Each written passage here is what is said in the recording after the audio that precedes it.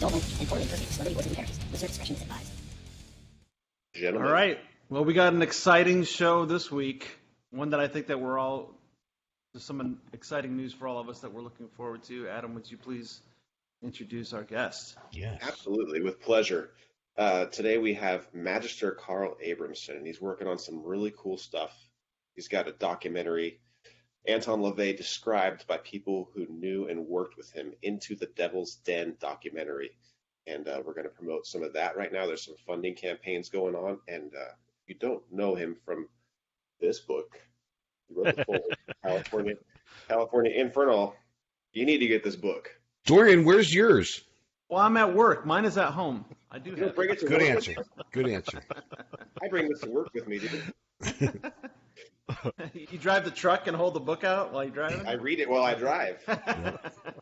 That's worse than texting and driving. Then you should just buy 2 copies, one for work, one for home. I haven't killed anybody yet. Carl, Magister Abrahamsson, welcome. Yeah, thanks for being here. Thank you very much. This project sounds very, very, very, very interesting to us for obvious reasons. But I heard you almost reached your goal, right? 10,000? Yeah. The crowdfunder campaign is basically for creating funds for what's called post-production work. So in terms of the actual material, interviews, I have almost everything ready, and then there's some archival material, just a few things more that are actually needed. So this phase now is post-production, and that means, sitting down and editing and sound polishing and color grading and things like that take time and money. So I'm very, very happy and honored that the campaign has been very successful. After only a little bit more than a week, we've reached 83% of the desired goal. So that's very comforting, and I am pretty confident that we'll reach that goal. Excellent. And we should probably, for those who don't actually know what this is about, have you describe what your description of the film and its foundations. Sure. The film is called Into the Devil's Den, and it's basically a documentary about Anton LaVey, based on some previously unreleased, watched material with him in terms of interviews, but mainly it's interviews with people who knew him and worked with him, and basically people close to him. So what I'm after is not making a like a biopic. It's not going to be a biopic, but of course there's going to be biographical information, but that will be more in passing.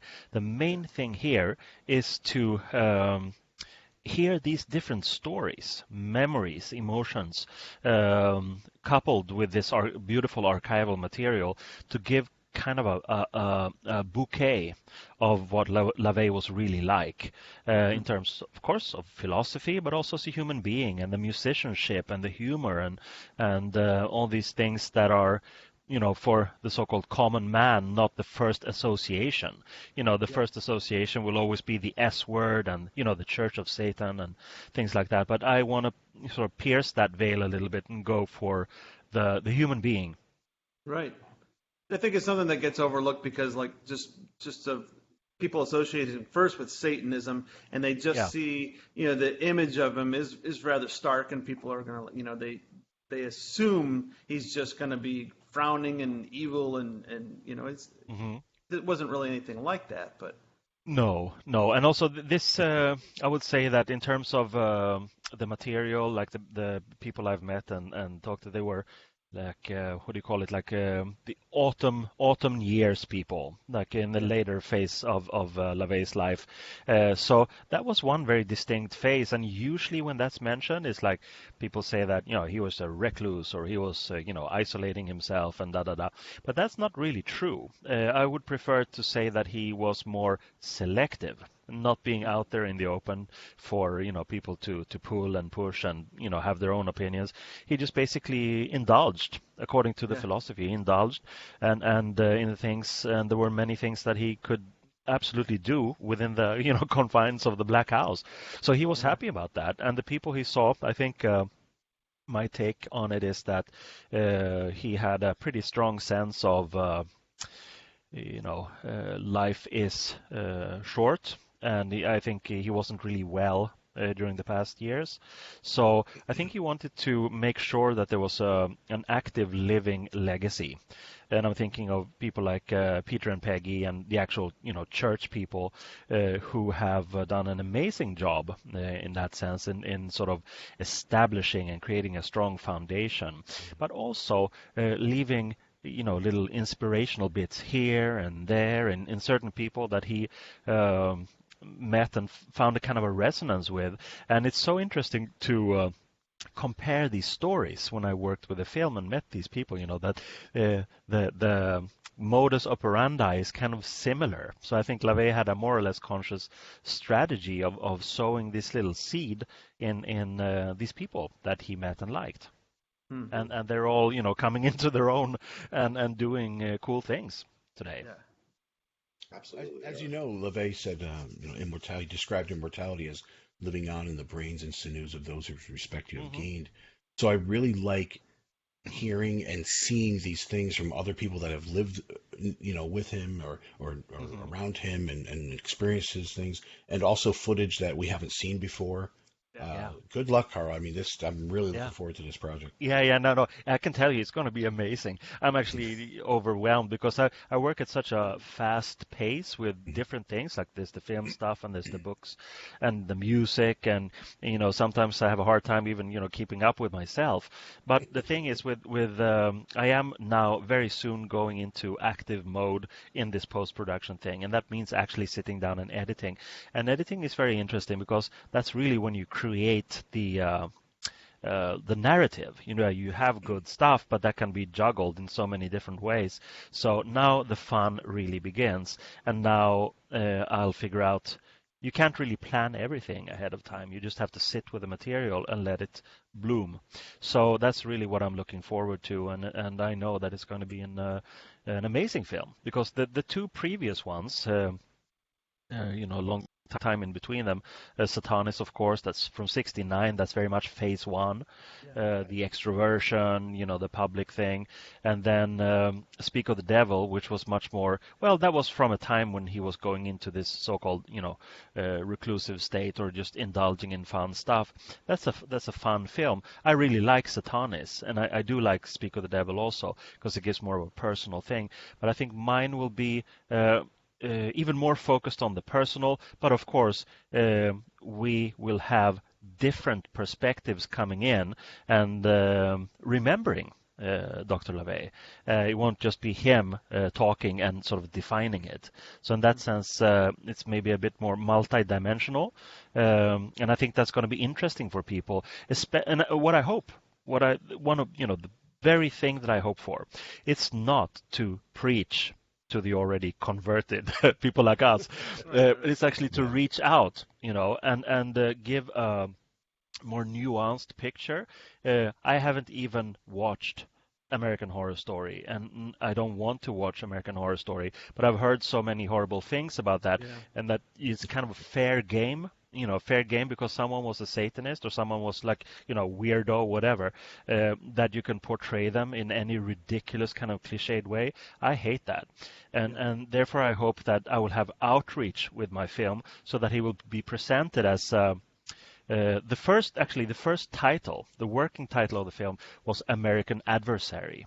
And it's a good one, but I think Into the Devil's Den is slightly more, appealing to a larger audience. But what I meant by American Adversary is this thing that he was in a very interesting position when he started the Church of Satan, because you had the middle class squares on the one hand, and then you had these freaked out hippies on the other hand, and the Church of Satan was sort of neither. It was super liberal and experimenting in terms of and sort of in sexual ways and in the magical thinking and stuff like that. But could also be pretty stern philosophically. There was a lot of Nietzsche in there, of course.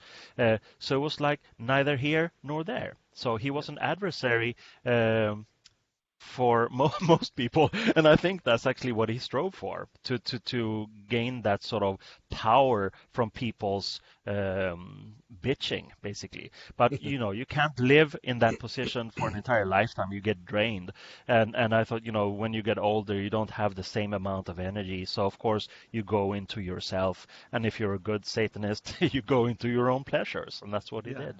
Exactly. Yeah. Yeah. This So had to you be mentioned- a lot of work for you as far as pulling all of the different interviews and all the people. How long have you been working on this? Oh, I mean, it's not like 8 hours a day because I work with so many different things. But I think the idea was brought up. I mean, you showed a copy of California Infernal that came out in, I think, 2016, and that was a collaboration with a collector who has these photographs, and we talked about, should we perhaps make a film, and then it just grew. So it's been a couple of years in the sort of what do you call it? Just slowly taking form and growing as ideas, and then it went into active mode, and then and now now here I am with lots of good material, and now it's time to start putting it together. So I don't really have a time frame. I'm not going to stress this, but the kind of momentum I have now, and especially sort of encouraged by this beautiful response with the campaign and stuff like that, I really want to get cracking. So it's definitely happening this year for sure. All right, get on it. We'll let you go. No, I'm kidding. Yeah. You mentioned editing earlier. Are you editing this yourself? Mm-hmm. Oh wow, I excellent. am. Okay. Yeah, I have worked these past years quite energetically with films, and I've made mainly documentaries about artists. It's in a series called An Art Apart, and the Kenneth Anger one that was just released last week is Right. part of that. So it's been conversations with artists and about what makes them tick and what inspires them, and it's interesting stuff. And when I started that, I had help with editing, but I've just learned more and more and more how to do this. So it saves a lot of time, because if you're going to work with someone, you have to first of all trust them and understand that you have a kind of creative rapport, and that they understand what I want, etc. So actually, for me, it's been much better to learn the tools, the tricks of the trade, and just not having to basically waste any time in explaining things. I can just immediately try different things, and it takes a couple of seconds rather than half an hour. Yeah, I've studied film production myself, and Mhm. editing is really, really important. I mean, from where you Oh, it is. the frame you end on, Yeah, how yeah, you match a absolutely. cut or form a cut. I mean, Yeah, yeah. it's a very And important. people It also takes time. think of it as putting images together, but it's more than that, because you also have the sound and the sound mixing, which is a huge part of it. And that's something that I have had more of a problem with, or see it more as a challenge, and because you need really good stuff. I mean, for me, good headphones is the key to that. You hear every little thing, because if it sounds good in the headphones, then it will sound good in a cinema or on the TV or on stuff like that. You just need to listen in, and you need to look frame by frame by frame in the cuts and see that it's smooth. Excellent. Yeah. Can't wait. Yeah, me neither. We're all, I think, very excited about it, and we. I think it's a very appropriate trilogy. The addition to Satanis and Speak of the Devil, and now Into the Devil's Den. It's a great idea. It's brilliant, and it's going to make a great box set. Yeah. No, I agree. I mean, also it's sometimes it's surprising, because there are so many great documentaries are produced every year, especially now that Netflix and the other biggies are pouring millions of dollars into their own productions, and I mean, most of them are quite ambitious, and it allows also for young filmmakers to prove themselves worthy of getting money from big funders. Things are changing in that sense very, very quickly. So I'm actually surprised that no one has, delved into LaVey before, because there are all kinds of, interesting phenomena, groups, cults, people that are made, documentaries about. And I mean, here's one of the most fascinating people of contemporary American history. And no one has made an interesting film. It's remarkable. And Netflix is a big one for documentaries now. A lot of people are really fascinated. Have you considered? Is that something you would approach? Is shopping it to people like Netflix? Yeah. Oh, absolutely. And we're going to see what happens now, because the thing is that you can do many things, and you can, for instance, try to analyze their output, for instance. In order to make a product that's appealing, but that's not the route for me. I want to be 100% satisfied with the film myself, and whether that pleases some buyers or producers, that's neither here nor there, because films like these, and I think it's the same with my previous documentaries about artists, and maybe specifically the one about Kenneth Anger also, is that the water finds its own level. These films will always find their crowd, their audience. The thing is, with the LaVey one, it's interesting because that has the potential to reach out more than one about Kenneth Anger or Charles Gatewood or people who are super interesting, but they're kind of narrow in their field. LaVey was more than just a writer about occult topics. He was like a generator and a force field, and also a mirror in many ways, that sort of transcended the underground. He was absolutely in the mainstream, mainly in the beginning through news flashes and these endless spreads in endless men's magazines. So he was out there in a more wider kind of mainstream. I have some art of him here in the shop, actually, I think hanging up on the wall right there. Right. And occasionally a customer will come in and go, "Is that Anton LaVey?" But I don't think if I had a painting of Kenneth Anger that it would get as many people recognizing it. So I understand, he did have a certain amount of celebrity about him that is transcendent, and although I did have somebody ask me if that was the bad guy from Flash Gordon. Mean the murder. Well, in a way, stylistically, yes. Yeah. That's funny. So there's a trailer out there for Into the Devil's Den. Do you mind if we play it on the show? No, go right ahead. All right, everybody, check this out. Yeah.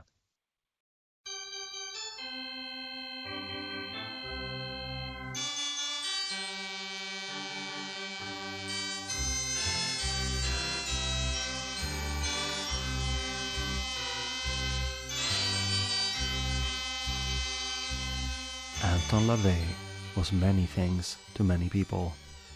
Musician, magician, writer, wild animal trainer, police photographer, film buff, founder of a magical group, and possibly of a new religion. And yes, he was a Satanist. With his creation of the infamous Church of Satan in 1966 and his best-selling book, The Satanic Bible, in 1969, Anton LaVey changed the ballgame in many ways. Here was a free-spirited San Francisco-based group, neither in favor of mind-expanding drugs nor of peace and love for its own sake. Here was a group that was decidedly, outspokenly anti-Christian. Here was a group that brought dark pro-sexual psychodrama and the philosophy of Nietzsche straight into the American living rooms and TV couches. Anton LaVey became a celebrity, a scapegoat, who basked in the attention and made a successful career out of it. But who was Anton LaVey behind the public persona that so easily provoked primitive American Christians and other intolerants? Who was this enigmatic American adversary? And I would say that I'm a very happy man, an extremely happy man, in a compulsively unhappy world. It was never just performing it. There was always connection and magic and truth. He codified the way I think many people, probably most people, actually live, but won't admit it. The story is that I think that the devil has been the guy that's kept the church in business for many, many years. Without him and the concept of evil, where would the church be? He also just liked to enjoy himself. Like, he liked to tease people, especially pompous people. Former New York socialite Judith Case and John Raymond are joined by Satan in unholy wedlock before a live altar, a nude redhead. Self-ordained sorcerer minister Anton LaVey presided at the San Francisco ceremony. You know, he really, strongly felt that, we have this feral nature in us, and, we have the intellectual capacity to be incredibly vicious. We no longer live in traditional societies, and you can actively pick and choose and create your own reality based on the things that resonate with you. And LaVey was completely in touch with that and aware of that and advocated that. The future of Satanism is assured. There's nothing I can say or do that's going to retard it or advance it. He was a man of deep conviction, and through all of his misanthropy, I would have to say he was an idealist, or else he never would have done what he did. He is so difficult to fit into the pastiche of occultism in America because he didn't really belong to any clear, identifiable, intellectual family tree. He created his own family tree, in a sense. He reached backwards to primeval philosophy. He reimagined the idea of the satanic in a way that had historical integrity, but was also new.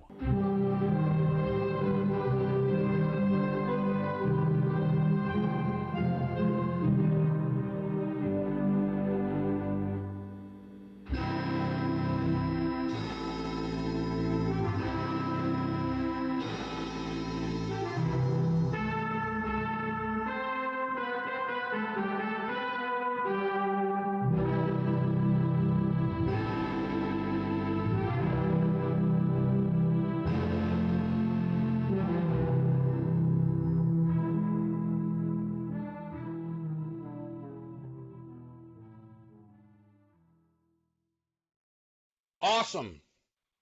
It's very intriguing. Yeah. Thank you. Yeah, it's going to be great. So, for those who have not donated yet, where's the best avenue to help? There's a campaign up for another, I think, almost 2 weeks at Indiegogo. So it's indiegogo.com, and I think it's a kind of a long winding address after the slash. So I think they have to search for Into the Devil's Den. Okay. Into the Devil's Den. You can send me the link, and yeah, I'll put it in the description of this show. Yeah. Yes. Perfect. Yeah. And then from there, it's pretty, it's pretty simple. You just click the button, back it, and that's what people should do. Yeah. And of course, I've learned a lot of things too. I tried previously with crowdfunders, and you really have to work with it. And I think I'm doing that now. I'm sending out messages to the backers and updates and things like that. And of course, also offering. I saw the different packages of things that you offer for in return. Some really cool stuff in there. Yeah, no, absolutely. But it's necessary. I mean, people want to support the film. But if you're going to shell out like hundreds of dollars, you also want something in return. Yeah. And I honor that on every level, even from the $25 one up until the biggie. And I think that's it makes sense for me. It makes me feel good. I have a lot of interesting things, and there are a lot of interesting books. And I've taken myself during our meetings photos of LaVey that are part of the packages also, and just as you say, some pretty cool stuff. Yeah, very cool. And it's a good feeling to know that, like, it doesn't matter how much you donate or put toward this. It's a good feeling to know that you're a part of it. You know, that you've helped make this come about. You know. Yeah, no, absolutely, and I understand that. And I think I had a very recent experience with that too, because in part the Kenneth Anger documentary that's now ready and out there, it was crowdfunded, and it makes me feel very, very good again to keep people in the loop. But also when the film is out, actually send a link saying, hey, the film is out, you're credited, and everybody has received their gifts and DVDs or whatever it was. And it's a very, very good way of working for me as an independent filmmaker. Hey, come on, it's amazing. I mean, it's moving. It's moving me emotionally that people have that kind of trust in me to make this thing. But at the same time, I also feel compelled or challenged not only to make a really good film, but also to show it to the crowdfunders that this was no bullshit production. Every little cent has gone into these quite costly things like, cleaning sound and all these technical things. So filmmaking is expensive, and people helping out like this, it's an amazing constructive help. Excellent. Yes. Well, let's get into you a little bit since we have you on the show. How did you, come upon Satanism? I think the early stages was that I was young, like a teenager, looking for things and being very fascinated by things that other kids were not interested in, trash culture and great rock and roll and B movies and horror films and all these things. All of these sort of things merged in I would say almost an obsession with American pop culture, or the dark side of American pop culture. And you don't have to scratch the surface very hard before these sort of icons pop up, whether it's movie stars like Jane Mansfield or just in great music from the 60s and 70s. And sooner or later, if you're also interested in the occult, which I was, then you will come across Anton LaVey. And in the beginning phase, I guess around 1984, something like that, when I was around 18 or possibly slightly earlier, I even read stuff in Swedish men's magazines about this weird group in California. So it was like not my own hunting for weird information. It was actually over here as well. So basically, then, I started reading things. You could find the Satanic Bible in the occult bookstores here back then, which is amazing. Crowley, and, now there are no bookstores left, but back then it was a different story. So, of course, I found it resonating. It was certainly easier to get into it than Crowley's kind of technical, meta-magical stuff. And then what happened was that when you're young, also what inspires you, you want to sort of filter it. So of course I listened to a lot of American trashy rock and roll, and of course I created a trashy rock and roll band that was called White Stains. And the first record we made was what do you call it? An ode, an homage, and a track that sort of celebrated the romantic thing between Anton LaVey and Jane Mansfield. The song is called Sweet Jane. It's just like the Lou Reed song, but it's better, I think. Anyway, so that was the first record that we made, the Sweet Jane one, and LaVey was on the cover, and Jane Mansfield and stuff like that. So it was like, just an obsessed teenager expressing his admiration for these weird people. But at the same time, I was working with Genesis Peorage, who was then in Psychic TV, and he said that you should really send this to LaVey. I have the address. And I said, yeah, what the hell? So I just did. And then I didn't really expect anything to come out of that. But LaVey wrote me a letter back and made me a member, and I was just like mind blown that this person that I'd idolized had listened to my weird, maybe he hadn't actually, who knows, but he had received my record and found it sort of motivational enough to make me a member. And then this was in the record came out in 87. I got the letter in 88, and then I went over to the U.S. In 1989 and met him for the first time. And then already then I was pretty well versed, in everything that had been published and his writings and just admiring and feeling a strong sense of resonance. I've always been like an individualist, always had an inclination towards things Nietzschean even before I could, take in Nietzsche. It just resonated. So having these occult trappings or very alluring symbols and the ritual aspect and everything was just so cool. And I got hold of a, third generation VHS cassette of Satanis. I guess that's how many people saw it first. Just blurry, but it was so fascinating. And we hit it off. I think the reason was that he must have thought that I was very weird, the puny little fanzine guy coming over from Sweden. But I was again obsessed with a lot of American movies, so I knew a lot about B movies and stuff like that. So we immediately started talking about those things, and in those late night sessions he pulled out weird films that we watched, and it was just amazing. So I think the spark was that rock and roll record, but the real door opener, so to speak, was my passionate interest in B movies and horror movies and things like that. Very, very cool. Yeah. Well, let me ask you a question. What does Satan mean to you?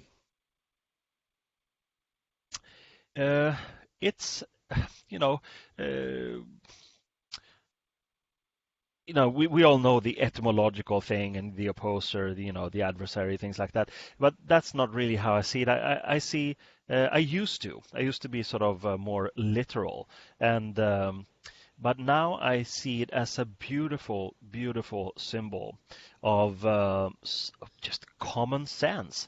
And today, common sense is so outdated or ostracized because of all these things that are going on. It's just we live in a very, very chaotic time, and to have just a common sense and common courtesy, common whatever, it's almost gone. So for me, it's very much that thing, and in that. Looking at the symbol in that way, there's also a strong sense of tolerance. You can poke fun at different people, but there needs to be tolerance toward those who are genuine, because genuine people are very hard to come by these days. And so I think that whether or not someone would approve of me calling them a Satanist, that's besides the point, because I can also choose not to do that and just say that, hey, you're a good guy, or you, I resonate with you because of philosophical reasons. That could be fine too. So Satan is not something that I feel I need to shove down other people's throats. On the contrary, it's a private thing, it's a private symbol, but it is a very powerful symbol.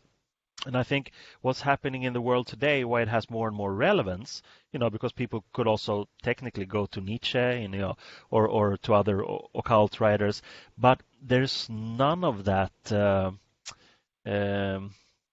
bullshit detector aspect. When you talk about Satan and people freak out, then you know that you can never have an interesting conversation with those people. Because if they're so ingrained with some, moronic, monotheistic bullshit, then why bother? They are their own worst enemies. I don't need to be their enemy. It's just that they watch them dwindle and fall. So it's a powerful symbol and one that I hold very, very dear. I don't know. It's very creative. For me, it's very creative. It's also sardonic. Not cynical, but sardonic. For me, it's a great difference there, in that you can absolutely poke fun and be like a smartass. But I think it's important, again, to retain your own integrity by not opening yourself up too much to a dialogue that's, absolutely pointless. Meaning with other people who would want to try to define what you are or what Satan is, whatever. It's just pointless. We know about that. Yeah, we're very familiar with I'm that. sure you do. Carl, I gotta say that's one of the greatest answers, and we say that to every guest, but I really mean it this time. Yeah, thank you. Wow, that's great. Yeah. Well, we have to thank you for just spending this time with us. Actually, spending 2 mornings with us because of our the issues. Yeah. But thank you. Thank you. Really great anytime. having you on here. Mm-hmm. Yeah. Pleasure talking to you, sir. Click the link in the description. Send your donation or your donations. Help out. be a part of something great. This is going to be great. So. Yeah, because you'll be credited in the film, and I will love you from a distance. You will be immortalized. Safe distance. All right. All right, everyone. Until next time. Hail Satan. Thank you very much. Hail Satan. Bye-bye. Hail Satan. Hail Satan. Bye.